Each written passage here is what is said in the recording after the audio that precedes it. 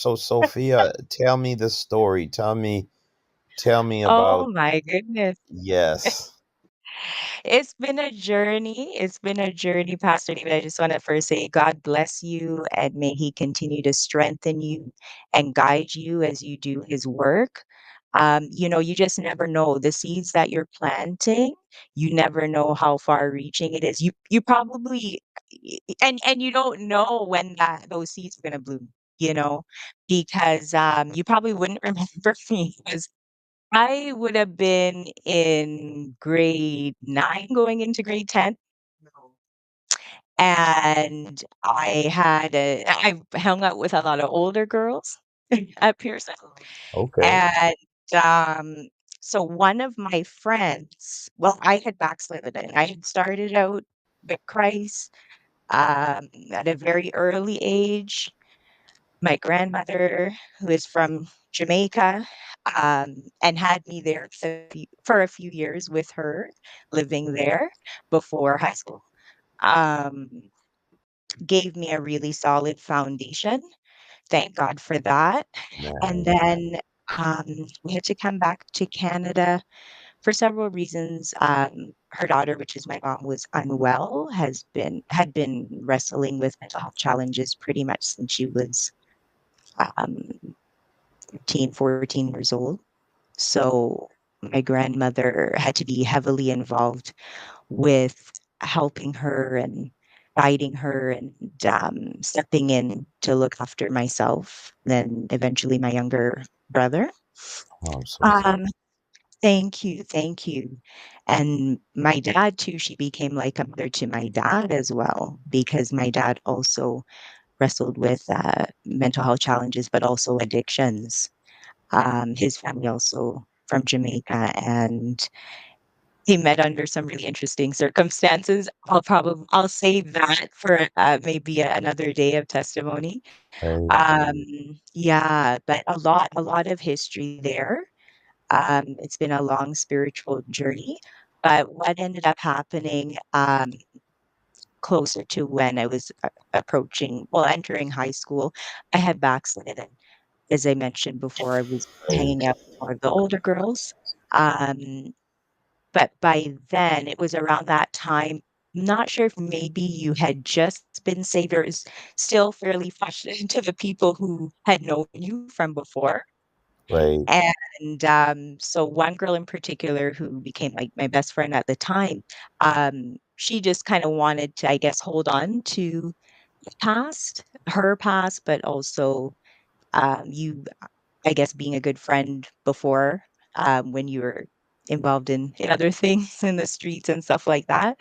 Mm. She just couldn't, I guess, wrap her head around the fact that there was this change and you were trying to invite us to some events that were happening in the community that were Christ focused. Um, and it planted a seed because like her and I had never talked about the Bible. Like we would joke about how, our grandparents would, bring out the Jamaican discipline on us and stuff like that. But we were always just clowning around. We didn't really talk about like our spiritual foundation, Mm. from our foreparents. And so it was the first conversation, really, like me kind of just hanging around in the background, standing somewhat behind her while she was clowning around with you and trying to, give all these excuses why we couldn't come to the events. She didn't stop. Like we kept seeing you. There was like a little hill in front of person near the bus shed, Yeah. and I would be smoking there, and stuff like that. But you didn't give up, and what I realized is that was the first conversation that I heard about Christ on that premise, like at school, you know? Um, well, in Canada anyway, in Jamaica, that was common, but it was bringing me back, to start looking for Christ again, like getting reconnected again. So you having those conversations with her and me being in that vicinity, it planted that seed to bring me back. Wow. And yeah, and then you started telling us about, like, you just never gave up. You kept on week after week. I think at one point you had even already graduated and you still came back. You gave us flyers, for stuff happening in the community, and, offered to meet up and pray and stuff like that. And you did let us know about um, the group that was happening. Honestly, Pastor Dave, at the time, most of the times I was so high and and drunk, honestly, like, and it was strange that you had so much clarity whenever you were speaking to us, and that stood out to me too. And even though it took some time for me to break free, to make that decision to break free from that bondage, because what I was doing is really bonding with people who had similar trauma, but Right. I didn't see it that way, right?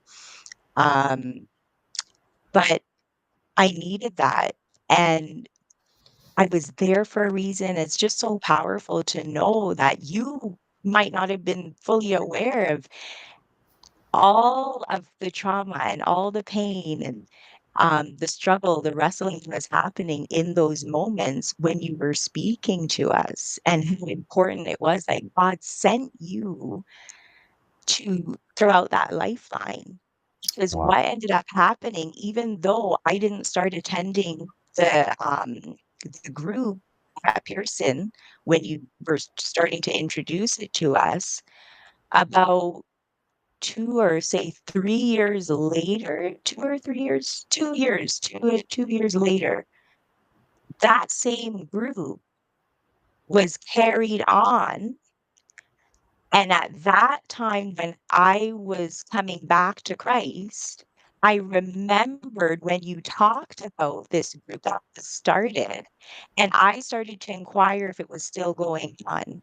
And it just so happens that one of my teachers at the time, she was teaching I think it was a parenting class, and she was originally from Guyana, Black woman from Guyana, and Right.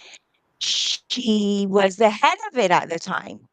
And I No said, way. "Wow, look at God." And like we were becoming like she said to me one day, "I don't know, I know you're going through a lot somehow." One day she asked to talk to me after class, and she said, "You're doing really well, and I just felt like to speak with you. Are you a Christian?" And I said, "Yes, like I'm trying to anyway get back to, my faith." And that's when I found out, well, she said, "Oh yeah, I don't know if you've ever heard of this group, but I'm heading it up now." And she started explaining everything. And then I remembered you. And I said, "Oh my goodness, I heard about this, years ago." And I joined, and that's part of the whole process that led me back to my Wow. walk with Christ.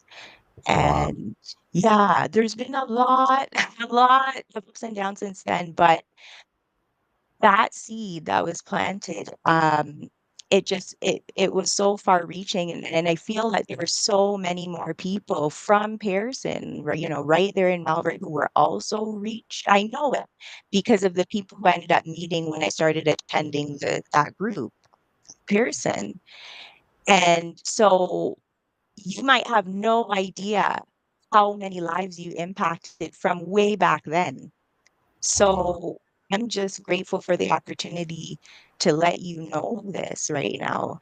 And even fast forward years later, so I lived in Melbourne for quite a few years. Then I moved around a bit. I lived in Brampton, lived in Hamilton. Now I'm in London, Ontario. When I came to London, um, it was a really hard time. Like it was a really dark time for me. There was a lot happening, a lot of spiritual warfare amongst my relatives, and just so much going on, even within myself, health wise, and so forth. And I had recently moved maybe a couple months beforehand, and I was on YouTube and I was looking up just anything having to do related to faith. I was looking up churches in London because I hadn't found one yet. I was looking up um, sermons, and I came across a video. And I said, "This looks like the same guy from Pearson." And watching, and you were in London, Ontario, and they were seeing you. And I'm like, "Oh my god, that's."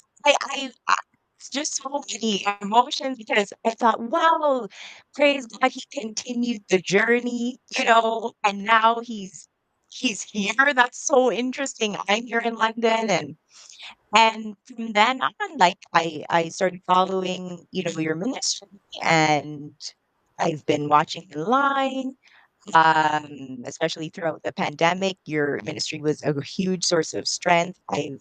I've sent your link to my brother who is, had lost his way for quite some time as well.